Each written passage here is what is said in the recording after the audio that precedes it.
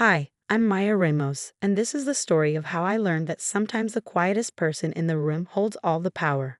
For 15 years, I worked behind the scenes at NovaTech Solutions, the technology company my brother, Julian, and I inherited from our father. While Julian became the charismatic face of the company, I quietly built our empire from the shadows. But sometimes, the shadows are exactly where you need to be to see people's true colors. I still remember the day everything started, back when our company was nothing more than a small consulting firm operating out of a converted warehouse in Silicon Valley. Dad had built it from scratch, teaching himself to code while working 3 jobs to support our family after we immigrated from Taiwan. Julian was always the golden child, charming, outgoing, and seemingly destined for greatness. I was the quiet one, the one who spent weekends learning to code instead of going to parties. When Dad passed away 5 years ago, he left us both equal shares of the company. "Take care of each other," he said in his final days, his wise eyes moving between us. "Together, you can build something extraordinary." What he didn't know was that I had already been building something extraordinary, a revolutionary ad-driven cybersecurity system that would eventually transform our small firm into a billion-dollar enterprise. The problems began 3 years ago when Julian met Ava at a tech conference.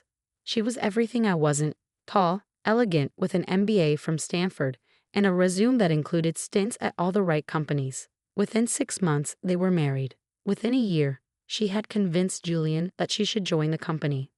"Ava has amazing experience in financial management," Julian had said, his eyes bright with that familiar enthusiasm. "We need someone like her to help us grow." I had nodded, swallowing my objections. What Julian didn't know was that I had already secured a series of funding through my own connections, and our growth strategy was well underway. Ava started as a financial consultant, but her ambitions were clear from day one. She began attending all executive meetings, offering opinions on everything from marketing strategies to product development. She hired her friends from business school for key positions, slowly building her own power base within the company. I watched it all from my quiet corner office, where I continued developing our core technologies and maintaining relationships with our major clients. Ava never bothered to learn what I actually did. To her, I was just Julian's quiet sister, who lacked the polish and pedigree she valued so much. The tension between us grew steadily, but I kept my peace for Julian's sake. That is, until last week's party, the event that would change everything. Ava had just been appointed CFO, a position she campaigned for relentlessly. To celebrate, she organized a lavish party at the Four Seasons, inviting Silicon Valley's elite. The guest list included venture capitalists, tech journalists, and social media influencers, everyone who could spread the word about her rising star. I arrived early, wearing a simple black dress that I'd chosen carefully for its understated elegance. Ava was holding court in a designer gown that probably cost more than most people's monthly salary. As I approached to congratulate her, she turned to one of her Stanford friends and said loudly enough for nearby guests to hear, "Why is the cleaning lady here? This is an executive party." The room didn't exactly fall silent. Silicon Valley parties never do. But I felt the ripple of awkward glances and suppressed whispers. Julian, standing nearby, looked uncomfortable but said nothing. That silence hurt more than Ava's words. "Oh, I'm sorry," Ava continued, her voice dripping with false concern. "I forgot you're Julian's sister. It's just that you're always hiding in that back office. I hardly ever see you at important company functions." She gave a tinkling laugh, though. "I suppose someone has to handle the technical details." I stood there, feeling the weight of every eye in the room. Years of being underestimated, of being dismissed, of watching Ava slowly try to push me out of my own company. It all crystallized in that moment. But I didn't get angry. I didn't cry. Instead, I smiled, raised my champagne glass, and said quietly, "Congratulations on your new position, Ava. I'm sure tomorrow will be quite interesting." She barely acknowledged my toast, already turning back to her admirers. Julian caught my eye across the room, but I shook my head slightly and left the party early. I had work to do that night. In my home office, I opened my laptop and began preparing the documents I'd hoped I'd never have to use. The truth was, Ava had never bothered to read the company's ownership structure carefully. 3 years ago, when we needed capital for expansion, Julian had sold me 17% of the shares to avoid diluting our ownership with outside investment. He'd been so focused on impressing Ava that he'd signed the papers without reading the fine print. I now own 67% of NovaTech Solutions. I worked through the night, sending emails, making calls to our board members, and preparing the announcements that would go out in the morning. As I watched the sun rise over Silicon Valley, I felt a strange mix of sadness and resolution. Dad had told us to take care of each other, but sometimes taking care of a situation means making difficult choices. The next morning, I arrived at the office early, sat in the conference room, waiting, and watching the city come alive through the floor-to-ceiling windows. At precisely 9 a.m., Ava strode in, carrying a stack of papers and wearing a triumphant smile. That smile froze when she saw me sitting at the head of the table. "Maya, what are you doing here?" she asked, her voice trailing off as she noticed the others in the room.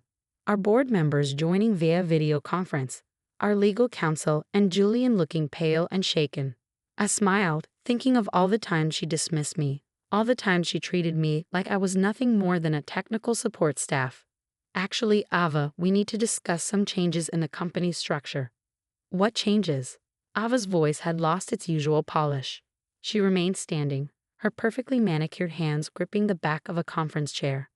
I opened my laptop and projected a document onto the main screen.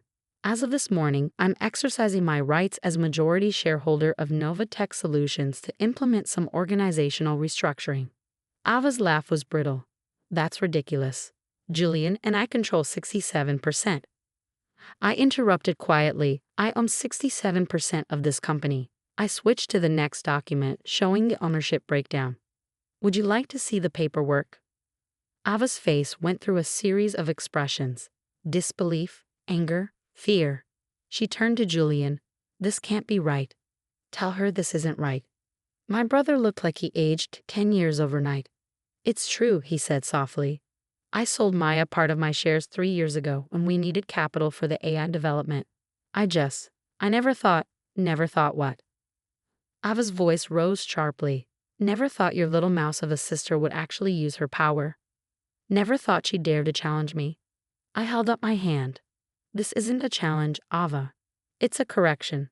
I turned to address the board members on the video screens.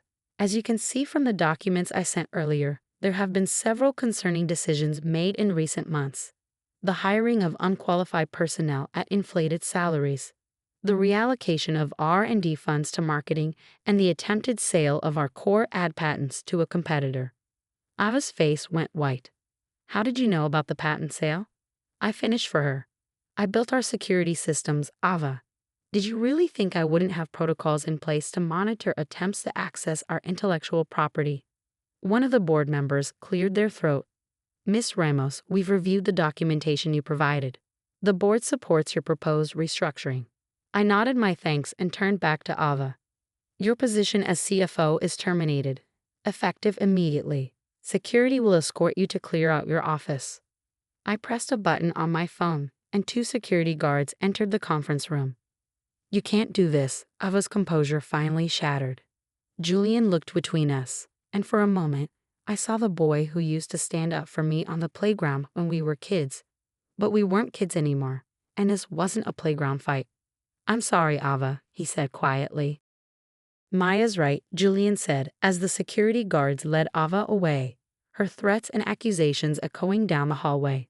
I felt no satisfaction. This wasn't about revenge, it was about protection. Protecting our father's legacy, our company's future, and yes, even protecting Julian from his own blind spots. The next few weeks were a blur of activity. I restructured the executive team, bringing back some of the talented people Ava had pushed out. We refocused on technology development, and our stock price soared when we announced new security patents. Julian and I had several long conversations, often late into the night, in our old conference room. "I forgot who you really are," he admitted one evening. "Somewhere along the way, I started seeing you through Ava's eyes instead of my own." "We both forgot something," I replied. "We forgot that being family means being honest with each other, even when it's hard." 3 months later, I received an envelope from Ava's lawyer, divorce papers from Julian, along with a demand for a substantial settlement. I watched my brother sign them without hesitation. "You know," he said, putting down the pen, "Dad always said you were the smart one." I smiled. Dad said we were both smart in different ways. He was right, we just needed to remember how to work together. A year has passed since that party where Ava called me the cleaning lady. NovaTech Solutions has tripled in value. Our security system is becoming the industry standard, and Julian and I have found our balance again. He handles the public relations, which he's so good at, while I continue to drive our technological innovation. Last week, I was invited to give the keynote speech at a major tech conference. As I stood at the podium, looking out over a sea of faces, I thought about all the quiet people out there. The ones working behind the scenes, the ones others might underestimate. Success isn't always about being the loudest person in the room, I told them. Sometimes it's about being the most observant, the most prepared, and yes, sometimes even the quietest.